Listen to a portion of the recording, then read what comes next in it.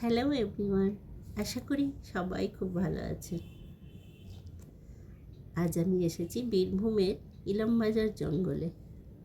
সত্যি বলতে এই জায়গাটা আমার খুবই ভালো লাগে। চারিদিকে শুধু উঁচু উঁচু শাল গাছ, ঠান্ডা বাতাস, পাখির ডাক, সব মিলিয়ে এমন শান্ত একটা পরিবেশ। শহরের কোলাহল থেকে একটু দূরে এসে এমন জায়গায় দাঁড়ালে মনটা যেন ভালো হয়ে যায়। কিন্তু আজকের ভিডিওটা শুধু এই সুন্দর শালবন নিয়ে নয়। এখানে ঘুরতে এসে হঠাৎ এমন একজন মানুষের সঙ্গে দেখা হয়ে গেল, যার গল্প শুনে আমি সত্যি অবাক হয়ে গিয়েছিলাম। ভাবলাম আপনাদের সঙ্গেও সেই গল্পটা ভাগ করে নিই। উনি হচ্ছেন অমিত কুমার। ভুরা ভাই বলেও উনি পরিচিত। এমন একজন মানুষ যিনি উত্তরপ্রদেশ বেরেলি জেলায় থাকেন।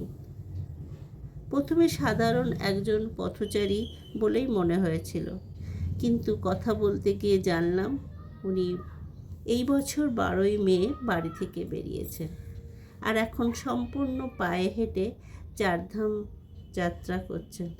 ভাবতে পারেন, প্রায় 18,000 কিলোমিটার পথ। বর্তমান ওনার গন্তব্য ভুবনেশ্বর। এত বড় একটা যাত্রা আর সবটাই পায়ে হেঁটে। সত্যি বলতে আমরা অনেক সময় 1-2 কিলোমিটার হাঁটতেই ক্লান্ত হয়ে যায়, আর উনি হাজার হাজার কিলোমিটার হাঁটার সাহস আর ইচ্ছা শক্তি নিয়ে বেরিয়ে পড়েছেন।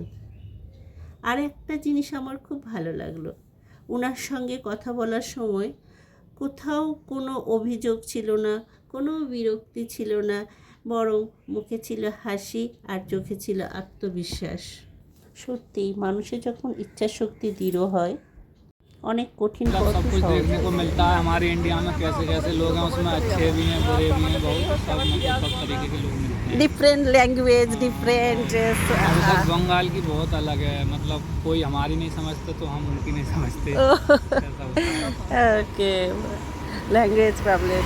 Okay, thank you. एक सेल्फी ले लेते हैं आपके साथ। ছোট্ট ঘটনা আমাকে একটা জিনিস আবার মনে করিয়ে দিল, জীবনে কখন কোথায় কার সঙ্গে দেখা হয়ে যাবে সেটা আমরা কেউ জানি না। কিছু কিছু মানুষের সঙ্গে কয়েক মিনিট আলাপ অনেক বড় প্রেরণা দিয়ে যায়। আমার আন্তরিকভাবে অমিত কুমারের সুস্থতা আর সফল যাত্রা কামনা করছি। আশা করি উনি নিরাপদে তার দীর্ঘ ধাম পদযাত্রা সম্পূর্ণ করবেন।